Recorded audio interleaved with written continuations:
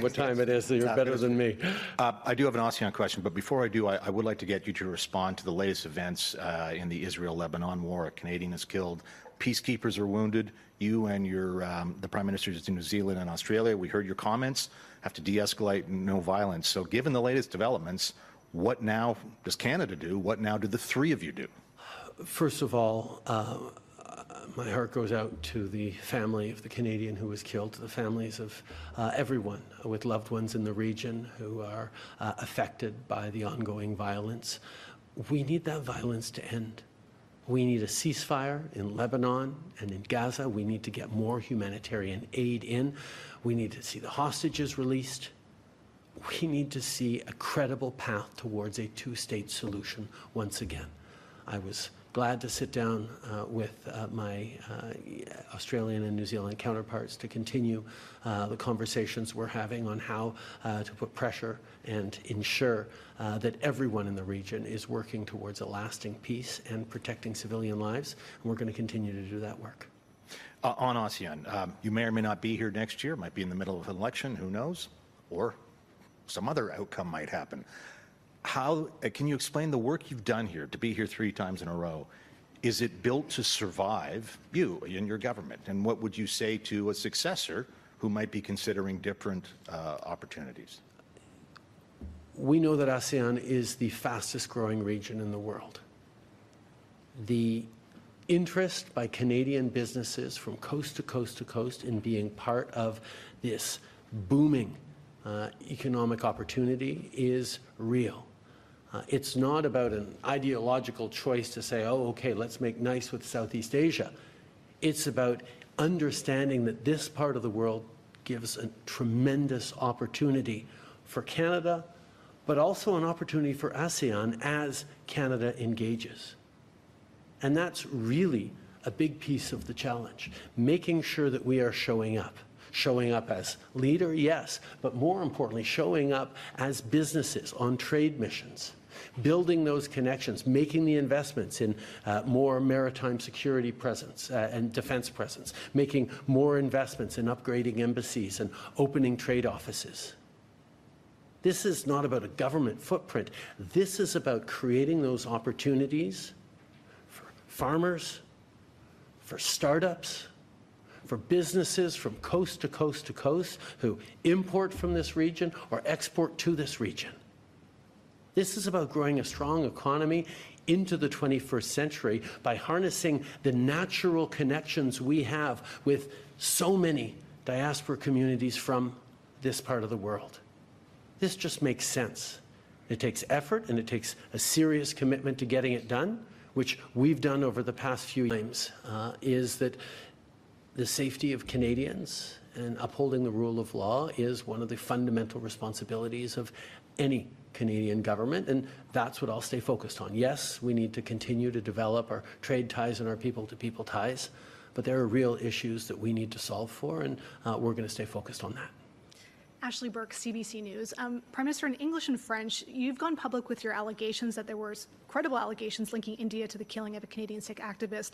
Do you still believe that India has stopped allegedly, or do you believe that India has allegedly stopped trying to kill its enemies in Canada?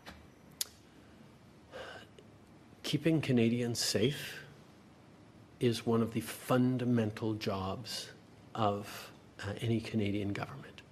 And ensuring public safety was why I shared those credible allegations a year ago, and why since then we have been working diligently to do everything we can to keep Canadians safe now and into the future by ensuring that the rule of law is followed and upheld, and that the appropriate actions are being taken. I won't go into anything further now, but Canadians can know and can be confident that this is an issue that has remained at the forefront of my mind and my responsibilities as leader since the very beginning. Minister Jolie said that there still is a threat. Do you believe that too? We are seeing troubling patterns of violence affecting Indo-Canadians right across the country over the past number of months. And this is an issue that I can assure you that we will continue to be very, very seized with, and we will ensure that our responsible authorities continue to do the right work. Judy Trin with CTV News. U.S. presidential candidate and former President Donald Trump announced yesterday that he will renegotiate the Canada-Mexico-U.S. trade agreement.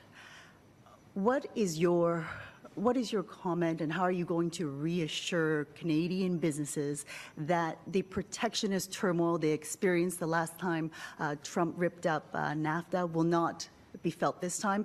Because Kamala Harris has also said that she will renegotiate the agreement. We've been here before. We know that there is a certain amount of protectionist sentiment in the United States right now, and indeed in the world. Over the past decade, we've seen many countries in the world turn away from trade deals, move in more insular directions. But Canada has successfully bucked that trend. Over the past decade, we've successfully negotiated to conclusion a free trade deal with Europe, a free trade deal with the significant Asian economies within the CPTPP. We've moved forward on successfully renegotiating NAFTA in a deal that had bipartisan support in the U.S. Congress. We did it by standing up for Canadian jobs, for demonstrating how integrated, in the case of the United States, our economies already are, and we are ready to do it again if necessary. I think Canadians and Americans have always successfully worked together to create opportunities that far go beyond each of our individual countries. We've done this before. We can do that again if we need to, but we'll do it by putting Canadian interests first and foremost. Greatest concern when it comes to geopolitical issues is Israel's war against Hamas. Given that there are 4 Muslim-majority nations within the ASEAN bloc who view the West, the U.S., and also Canada in that bloc as being hypocritical in their support for Israel, which has at times flouted international law in its war in Gaza.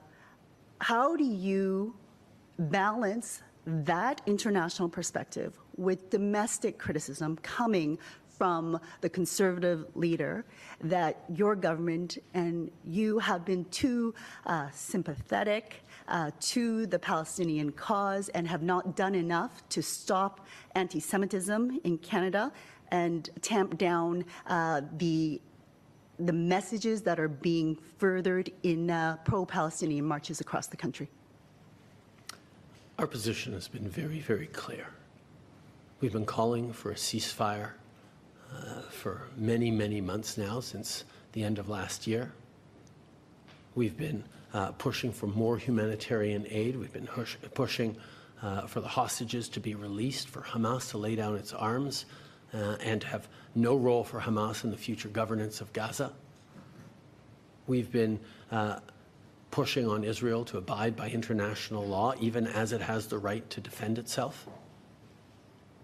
We've been working with partners and allies around the world to ensure that we get back on a path towards a 2-state solution with a peaceful, secure Israel living alongside a peaceful and secure Palestinian state, with a Lebanon that's territorial integrity is respected as well. These are the principles and the values that Canada has always put forward. And quite frankly, one of the advantages of coming to a summit like this at ASEAN is we get to look other leaders in the eyes directly, leaders with a range of perspectives on various issues, and hear from them and discuss how we're going to make sure we all work together to bring peace to the region and opportunity for everyone. Next question. Hi. I'm wondering, so Let me backtrack a little bit. U.S. Secretary of State Anthony Blinken raised concerns about the disputes in the South China Sea, calling China's behavior increasingly dangerous and unlawful. I'm wondering if you could state Canada's position on the conflicts and whether you can give some insight on if any of the countries brought this up with you in bilats. Oh, it's a regular subject of conversation with obviously the Philippines, with also other countries from the region, with our friends in Australia and New Zealand as well.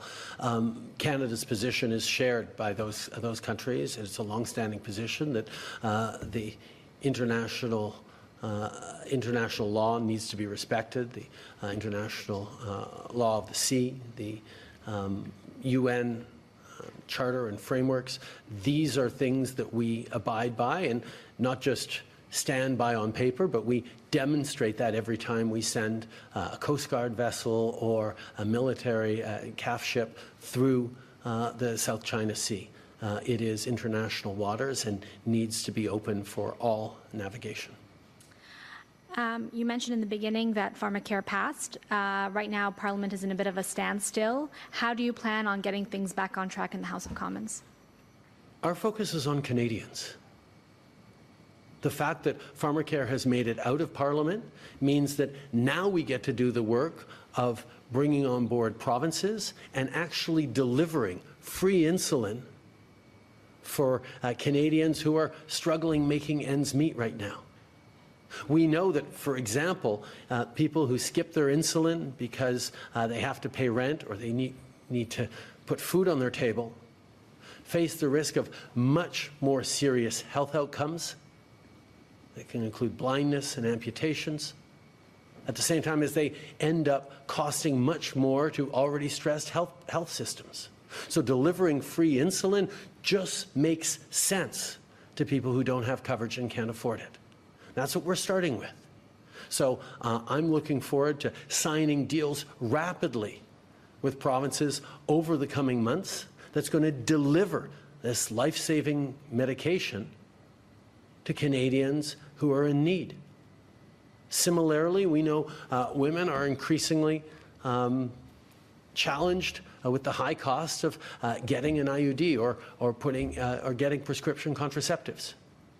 This will take the burden off of them in terms of family planning so that they can make the right choices for themselves and actually be able to have more money to spend on the things that we know are high cost right now.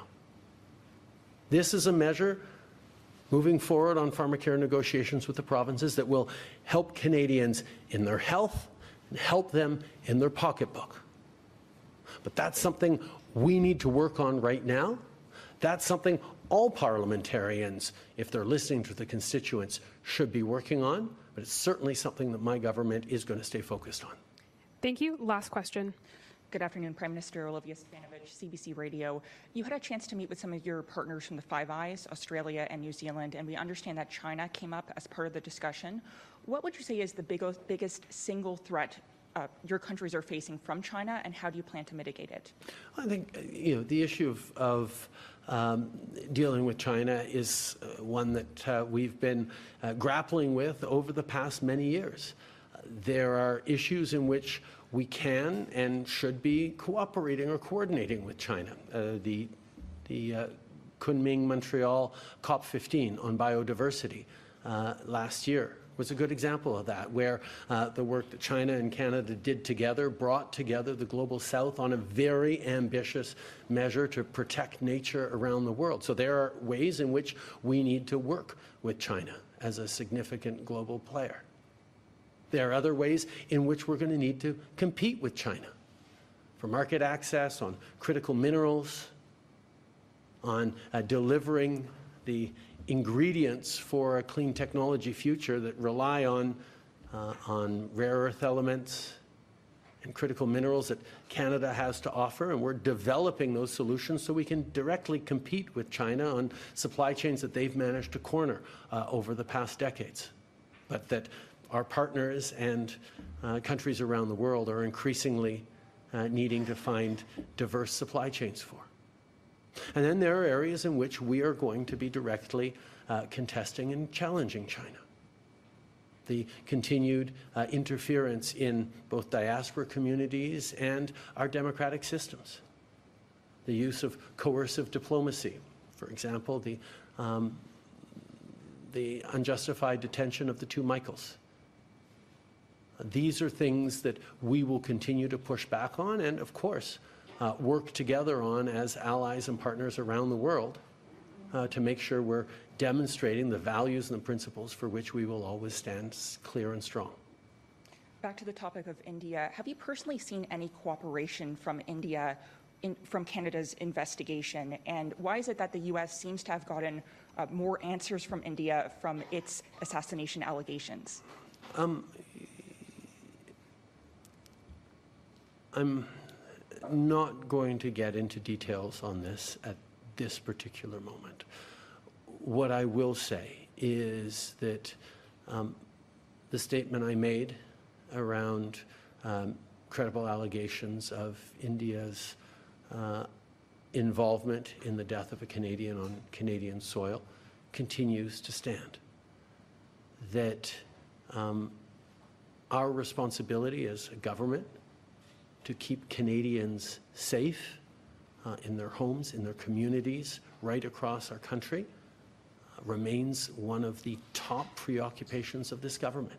And I can assure everyone that law enforcement and our national security agencies continue to be deeply engaged on this issue, and will always put the safety and well-being of Canadians and respect for the rule of law at the forefront of everything we do. Merci. Thank you, Prime Minister. That concludes today's press conference. Bonjour tout le monde. Good afternoon, everyone. It's great to be joining you here in Vientiane to start because this is the first time a Canadian Prime Minister has visited Laos, but also because we've had a highly productive time here at what is my third consecutive ASEAN summit, a summit made successful and possible by our gracious and welcoming Laotian hosts led by Prime Minister Siphandon. But before I get into it today, I want to talk about the fact that our National Pharmacare Bill, Bill C-64, just got royal assent. This is a big deal and great news for many Canadians.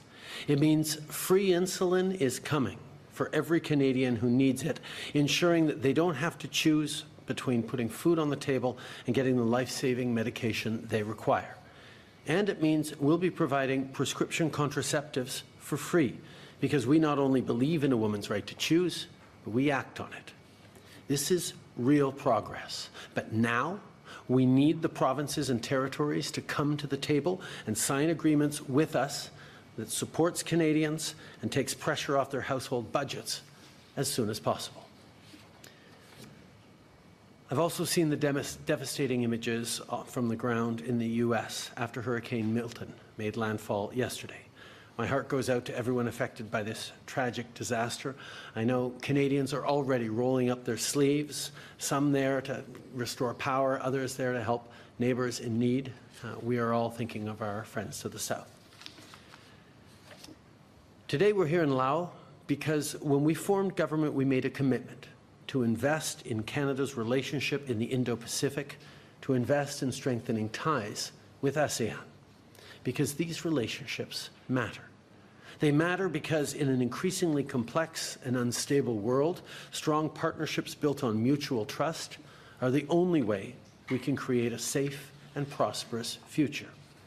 They matter because we need to be skating where the puck is going. ASEAN is the fastest growing region in the world and plays a central consensus building role, not just here in Asia, but around the globe. And in just a few years, we're all seeing remarkable results.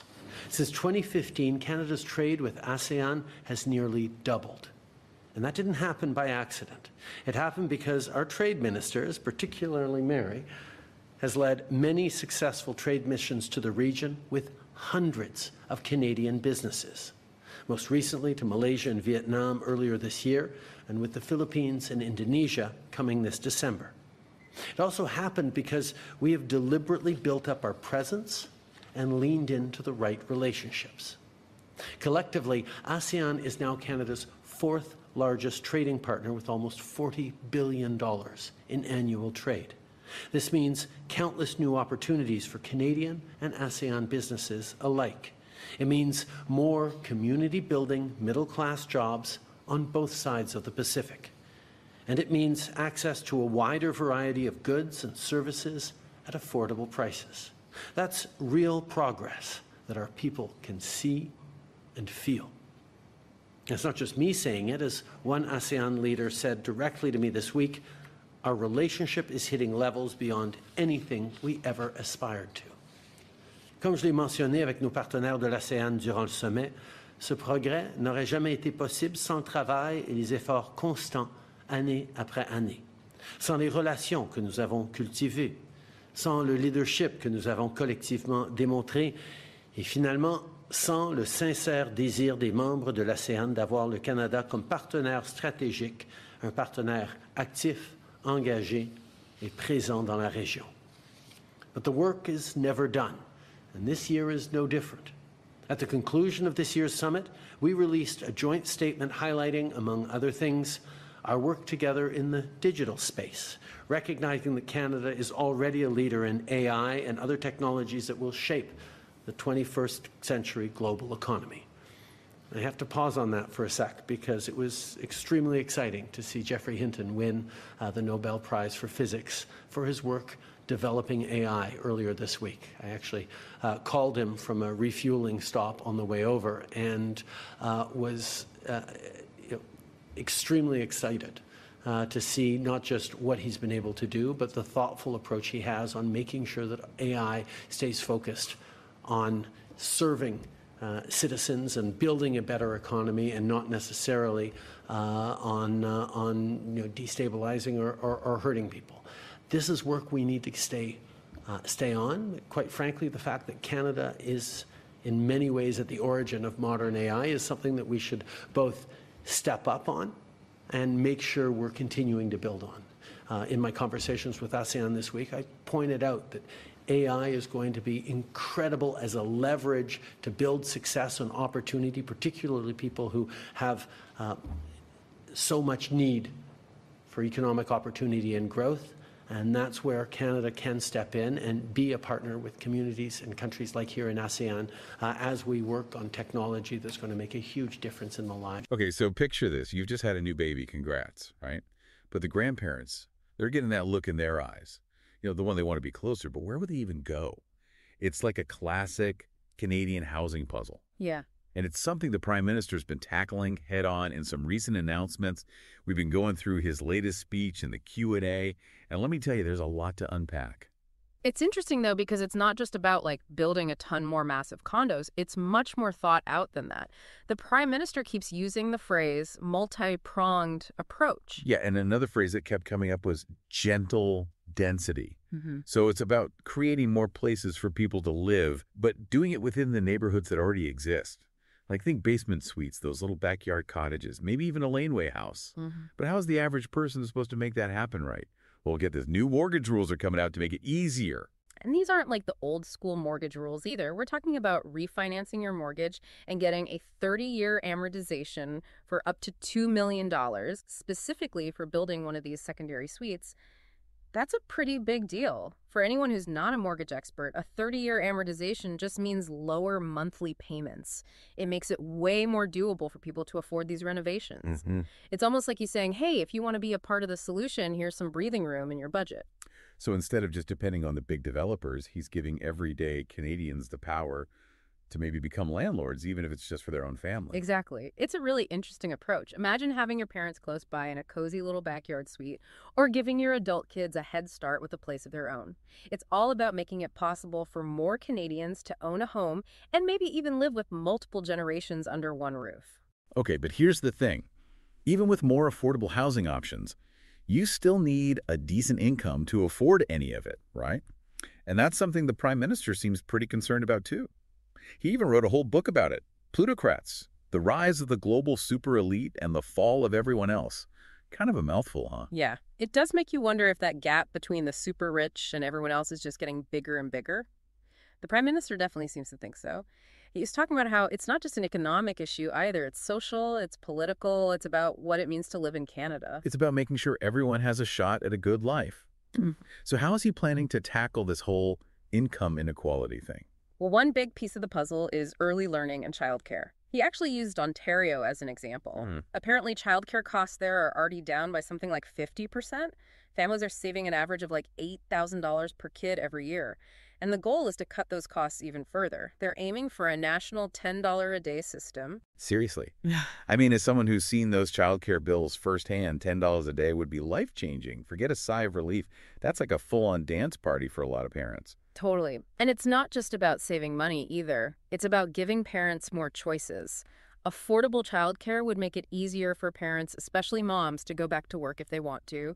It's about giving people more opportunities and flexibility. And speaking of making things a little easier on the wallet, he also talked about that new dental care program. Sounds like a lot of people are already signing up for that. Something like 2 million Canadians and counting, I think he said. Which makes sense, right? Dental care is so important, but it can get really expensive. This program is supposed to help with that so people don't have to choose between paying their bills and taking care of their teeth. It's about having peace of mind, knowing you can get the care you need without going broke. Exactly. And then there's the push for more green jobs. Yeah. But not just any green jobs. The Prime Minister was really clear about needing strong labor requirements. So making sure these jobs actually pay a living wage with decent benefits, right? Right. Not just creating a whole new category of low-paying jobs in a brand new industry. Exactly. It's about giving people a real path to the middle class. Making sure that the switch to a greener economy actually helps everyone. So yeah, we've covered a lot of ground here, from building more homes to making those homes more affordable and dealing with this big issue of income inequality. But what about the economic engine that's going to make all of this happen? The Prime Minister had this really interesting meeting with a tech CEO that kind of gets at that. So they were talking about critical minerals, those things that are like the basic building blocks for everything from electric car batteries to those fancy solar panels everyone wants these days. Yeah, it's a pretty crucial point, actually, because as the whole world tries to switch over to this greener economy, the demand for critical minerals is going way up. And here's the thing, Canada's got a lot of them, just sitting there. Okay, so we've got the good stuff. We're all set then, right? Not quite. Here's the catch. China's kind of got a monopoly on the whole critical minerals thing right now. They control a huge part of the supply chain. And that's a big challenge for Canada and all of our allies. So it's like a tug of war over these resources. Kind of. There's this big push for everyone to diversify, basically, to find other places to get these critical minerals. So we're not all relying on China so much. The Prime Minister even mentioned something about targeted Chinese action, like they're trying to stop anyone else from competing with them. It's a messy situation with some pretty big potential consequences. Speaking of messy situations, what about those basement suites and backyard cottages we were talking about before? It's great if you can afford to build one, but what about people who can't even afford to buy a place in the first place? That's the million-dollar question, isn't it? Will any of this actually help younger generations get into the housing market, or are they just going to get priced out even more as prices keep going up? The Prime Minister seems to think that building more homes will eventually make prices go down, but it's something we'll have to wait and see about. But couldn't all this gentle density cause some other problems? What if every other house on your street suddenly had a basement suite or a laneway house? Wouldn't that totally change the feel of the neighborhood? That's an interesting thought. Is there such a thing as too much housing? It's not an easy question to answer, and it's something that communities are going to have to figure out as these policies start to have an effect. But on a more serious note, we can't finish this deep dive without talking about another really important issue facing Canada, the opioid crisis. You're right. The Prime Minister didn't shy away from it at all. And he talked about it in a really compassionate way. You could tell that he understands how much this is hurting people, individuals, families, entire communities right across the country. He really emphasized the need to find a balance between keeping the public safe and getting people the treatment they need. He kept saying that addiction is a health problem, not just a criminal justice problem. It's about giving people support and resources, not just locking them up. And finally, let's talk about something that affects a lot of Canadians directly, pharmacare. The legislation passed. So when can we expect to see those benefits that were promised, like free contraception and medication for diabetes? The Prime Minister seems really gung-ho to get these programs up and running, But he did admit that there are still some roadblocks, especially when it comes to working with the provinces and territories.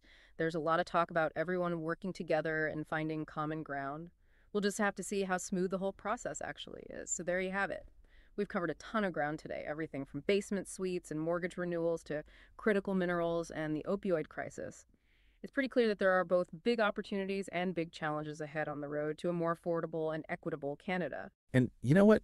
I don't know about you, but I feel like I've got even more questions now than I did before. Will any of this actually make a real difference?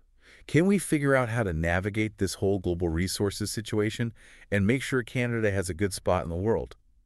And maybe most importantly, what are we all going to do to help shape the future of our own communities? These are questions we all need to think about as we move forward. For sure. If this deep dive got you thinking or even just inspired you to get a little more involved, then we've done our job. Until next time, keep asking those tough questions and searching for those insightful answers. This, The Deep Dive, signing off.